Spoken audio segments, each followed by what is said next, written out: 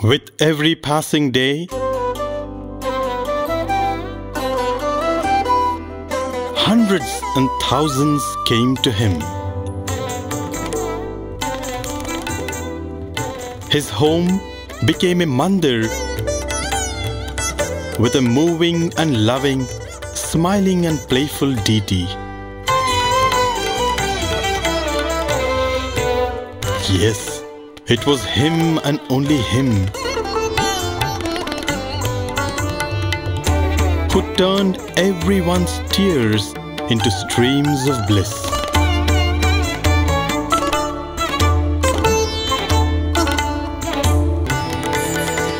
As the bud blossomed to reveal 1,000 petals,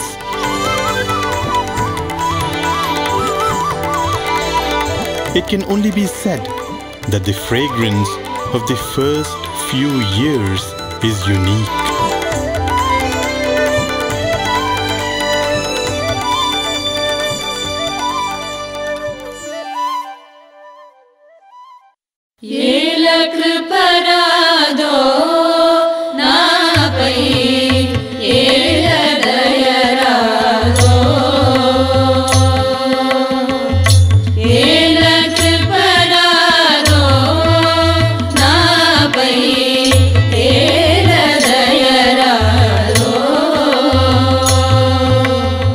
Swami was the sole doctor available, If you get a headache, if you get a fever, there was no medical service, there was no ambulance, nothing. Swami was the sole doctor. Actually speaking, the Lord is the only doctor. That's why it is said, Vaidya Narayano Harihi. The doctor might prescribe medicines. It is the Lord who heals. Many are such instances, The one that comes to my mind immediately is an instance where the father of our warden of Brindavan Hostel, Dr. T. Ravikumar, his father, Mr. Tyagarajan, was told by the doctor that you have got a month to live because you have got cancer. And I will not go into that story now, but Swami came to him and directly, without him knowing Swami, that is the thing. We think that Swami responds to devotees or Swami responds to those who know him. Mr. Tyagarajan did not know Swami. Swami walked up to him, called him by name and said, the doctor is saying that you have cancer, I am saying that your cancer is cancelled, go back home. He lived for decades after that. And Dr. T. Ravikumar has narrated this incident multiple times in Bhagwan's presence, in Bhagwan's omnipresence. On one occasion when he was narrating it in Trai Brindavan in Swami's presence, Swami suddenly interrupted him, called him and told something. And Ravikumar sir went back to the mic and he confessed and he said, Bhagwan said that the doctor who told your father that he won't be living anymore has now passed away. So his father outlived that doctor himself. So who is the Prananatha? Who is the one who is healing? Who is the one who is curing? Who is the one who is the master of life? It is Bhagwan.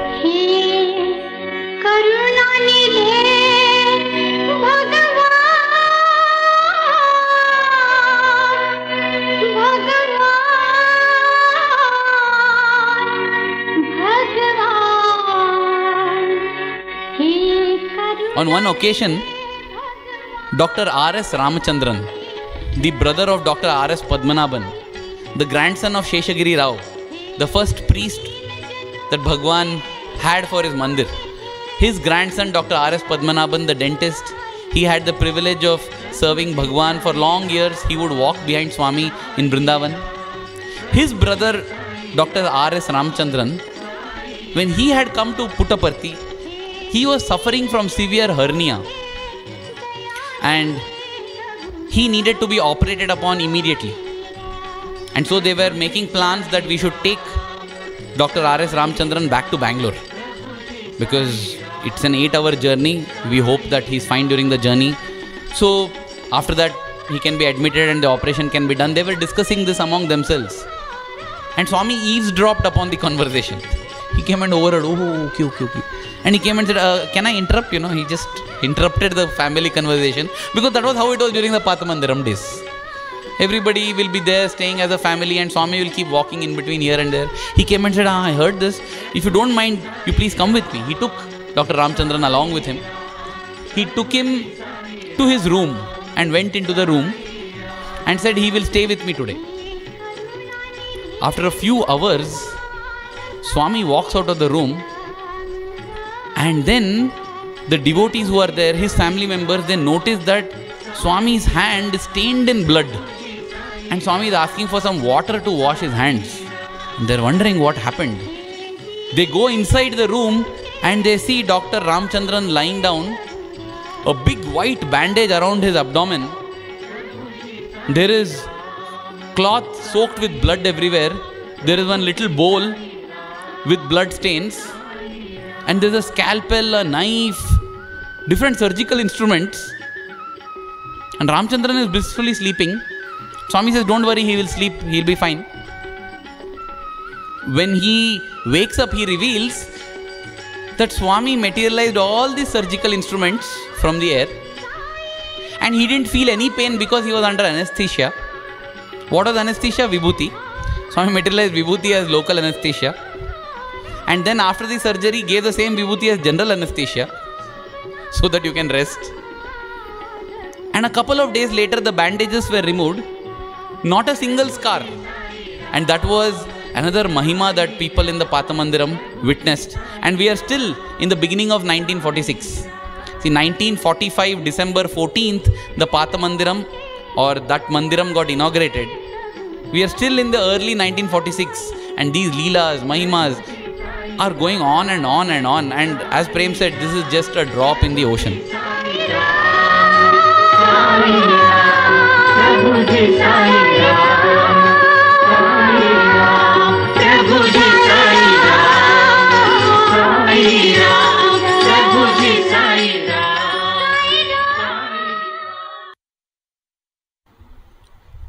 Another very beautiful feature about the Pathamandiram days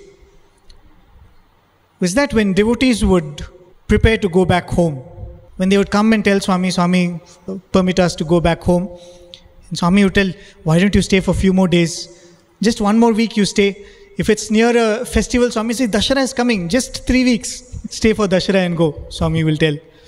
Sometimes Swami would plead with the devotees, hey, stay for some more time, just for some more time. What you'll do, only classes, you can miss that, Swami would say. And very genuinely, Swami would say this. Some devotees would say that later years, later years means 47, 48, when they would have these big festivals like Dashara and birthday, so many hundreds of devotees would come. And Swami would be so bubbling with energy and running all around the place, doing all the things. But the day after the birthday or the day after the festival, Swami would go and lock himself up and would not come out the entire day. People will feel that this is a very cold treatment to give. Generally, you should come out and send off all the guests who come, right? But they didn't realize that Swami was sitting in the room and feeling bad that all are leaving.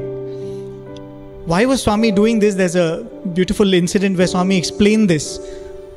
Apparently, much later in the 70s, when Swami's students came and Swami's Vrindavan College was set up, the students would come, they would participate in the festivals in Puttaparthi, and when they would return on their way back, as it happens even now, they all would loudly shout, Jai Bolo Bhagwan Shri Sat Sai Baba Ji Ki Jai. And Swami would be seated in his room or in the interview room, and around Swami would be elders like Kutum Rao and Professor Kasturi. And Swami would start becoming very melancholic. Swami would say, my students are all leaving, my students are leaving. So the elders around would console Swami. Swami, it's okay, Anyway, you're going to Vrindavan next week or next month they're coming here. Why do you have to feel bad? And this would happen every time. At one point, Professor Kasturi was saying that they said, Swami, what is this drama? You're anyway beyond all this. Why are you doing all this? Then Swami said, you don't understand the real reason for my pain. And Swami said, see, these boys, as long as they are here, as long as they are with Swami, Swami is the center of their life. All their thoughts are centered around Swami. Whatever they do, they're dedicated to Swami. Every moment of the day, they're only thinking about Swami. Now when they leave, they will forget Swami, and that is not good for them. And I am feeling for that. And when Swami would cry that devotees are leaving, how true is that? How easy it is to think of Swami if you can imagine being in the Pathamandiram like this. The moment we go back, all the other worldly thoughts, all our problems, our exams, whatever is troubling us, all of that comes. And Swami was feeling bad that these devotees who had this precious opportunity of constantly thinking of Swami are moving away from that opportunity. So like that, we spoke about one very, very great devotee, or Doddamane Sakama. We will be speaking about her even further. She was one devotee who very quickly took the role of a mother to Swami. And one day she had come, this was again in 1946, the year we are talking about. So she had stayed for a few weeks. She came to Swami and she said, Swami, I'll leave, lot of work back home. And Swami started pleading, hey Sakama, stay for some more time, stay for some more time. Why are you leaving? She said, no, Swami, I have to go, so much work. She had a huge coffee estate. Swami is pleading with her, no, Sakama, stay for some more time. Few more days you stay and go. And very playfully Sakama told, okay, Swami, if you want me to stay, you should give me some special darshan, then I'll stay. She's bartering with the Lord. Throughout the day, if you're seeing Swami, darshan does not become special. So you should give a special darshan. She says, Swami, you give some special darshan, then I'll stay for a few more days. And Swami also, okay, I'll give you. That evening, when they go to Chitravati, Swami takes all of these people and it becomes a little dark. And suddenly Swami turns to the devotees and Swami says, see, I don't even have a torch with me. And before they could realize, Swami quickly climbs one of the small hills. Even as they're seeing, it's all dark and Swami very swiftly climbs one of the hills. And even as they're seeing, they see a very bright light where Swami is standing. Swami was wearing a yellow color robe, but what they saw was a bright red light. And they realized that Swami was giving them Jyoti Darshan. And even as they were seeing that vision ended, and then Swami started coming down. And midway again Swami stopped, again Swami gave the Jyoti Darshan. Again they saw that red light, brilliant light. And then again Swami started descending. When Swami came near the devotees, again they saw that red light. And they were delighted. Definitely Sakama would have stayed on for a few more days. But the beauty is, the next day Swami comes and asks all the devotees, what did you see last evening? And it is then they realize that each one of the devotees had seen different things. Somebody saw Lord Vishnu in the light, somebody saw Swami in the light, somebody saw Lord Shiva in the light. Each one of them had their own beautiful visions.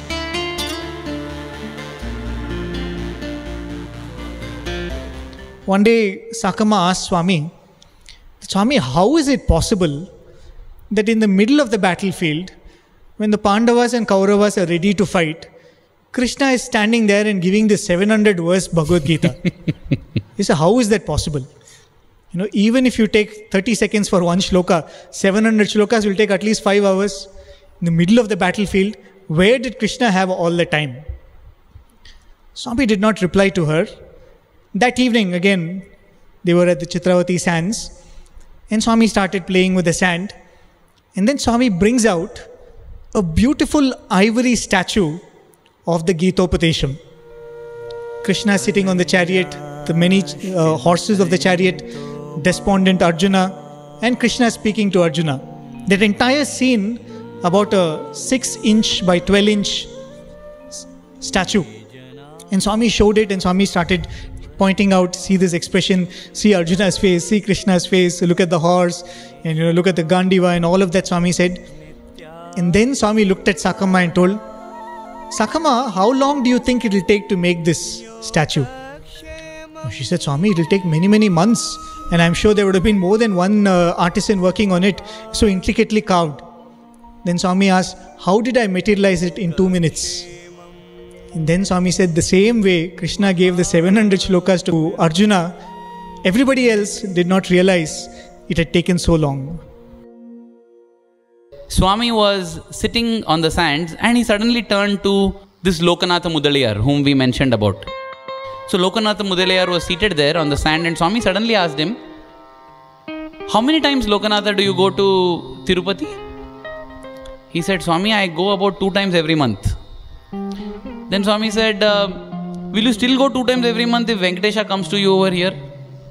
Swami just dug the sand, pulled out some sand and gave it to his hand. And it was a beautiful idol of Venkateshwara, Lord Vishnu.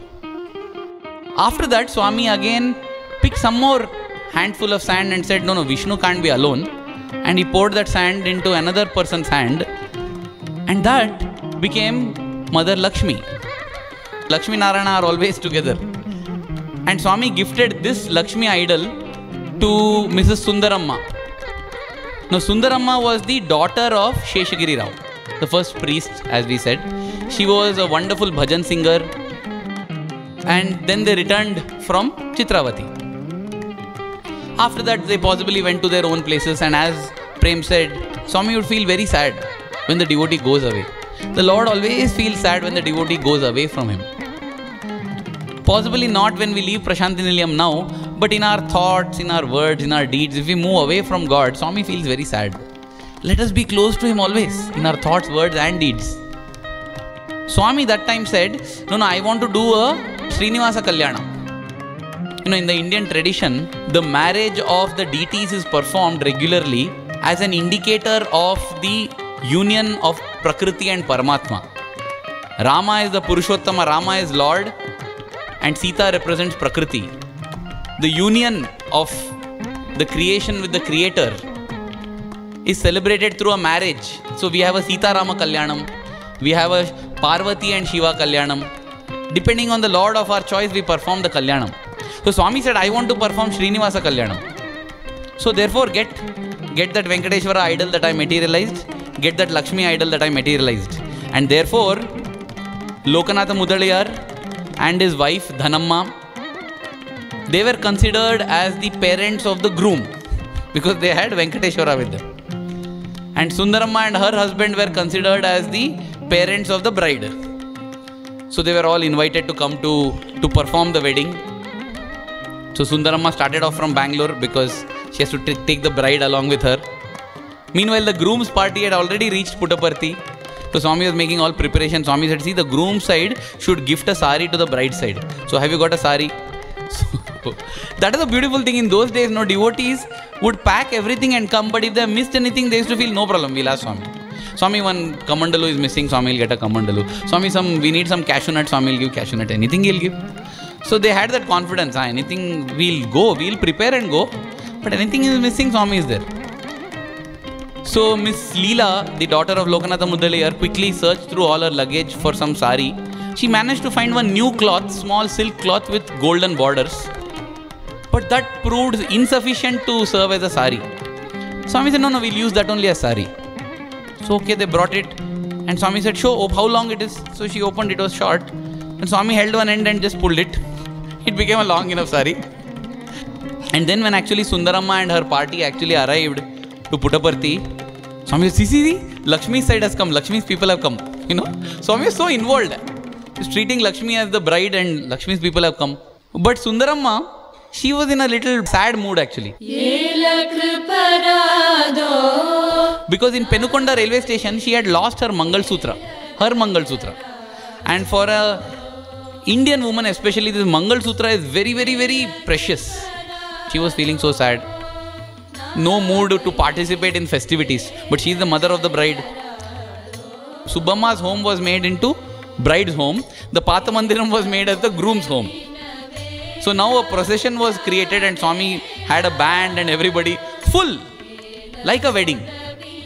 The beautiful thing is what happens when we participate in a marriage, in a wedding, is we are filled with thoughts of the wedding. And now the wedding is of the Lord.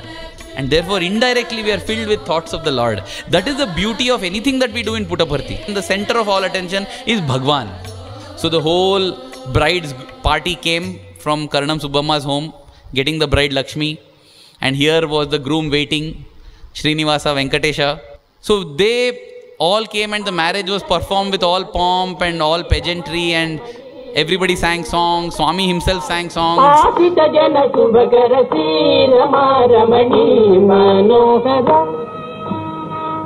Sayana Srinivasa Chidvilasa Bhava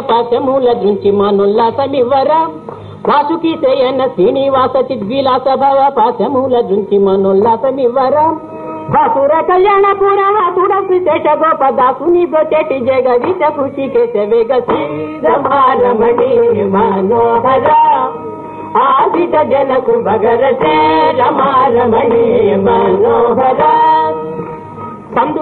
There was a Julotsavam in the evening. The bride and groom were seated on the Jula, and as the Jula was swinging, everybody was singing. And for the main ritual of the marriage, which is the Mangala Sutra Dharana, Swami himself materialized a Mangal Sutra and it was tied to the bride, which is goddess Lakshmi. And at the end of all these festivities and the ritual, Swami goes to Sundaramma and says, "Why are you still sulking there?" She says, "Swami, you don't know what has happened actually." Swami says, "I know, that is why I created this whole thing." What? Swami says, "That Lakshmi's Mangal Sutra is there, no? Now everything over, no? You take it off."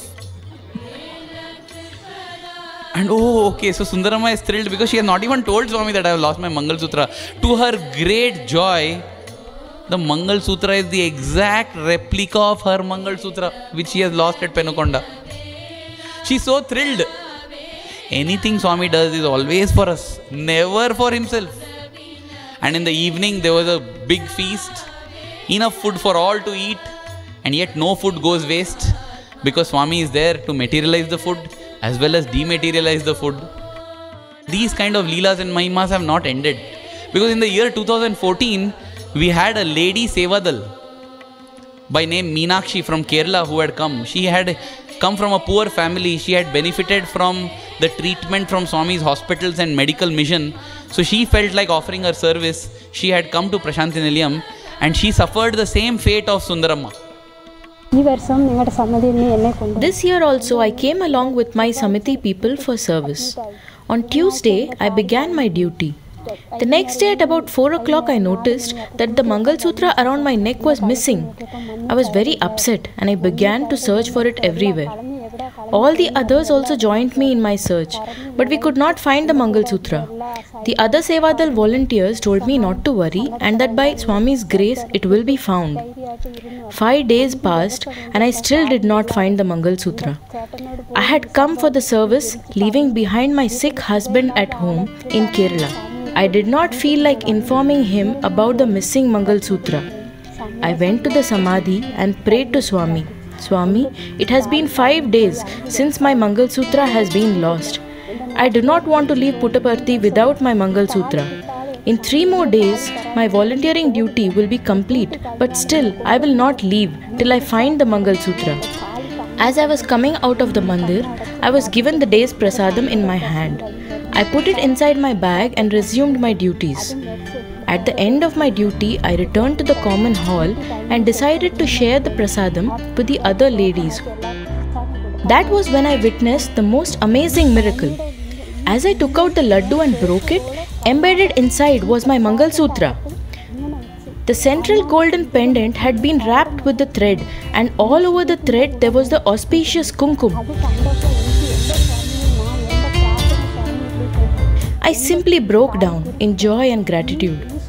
My Swami had gifted me my Mangal Sutra back. My Swami had saved me. My Swami loves me. I am ready to share this miracle anywhere to anybody. Quoting a few lines from the Bhagavad-Vayani, Swami says there that nobody can count the waves. The waves have been lashing for eternity.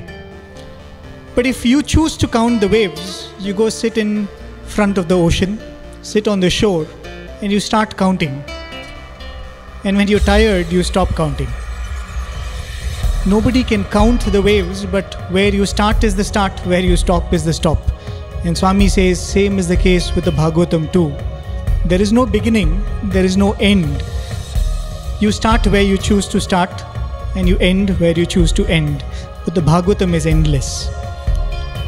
And for those of us who have lived in the seashore, going and taking a dip in the ocean is called Ganga Snanam.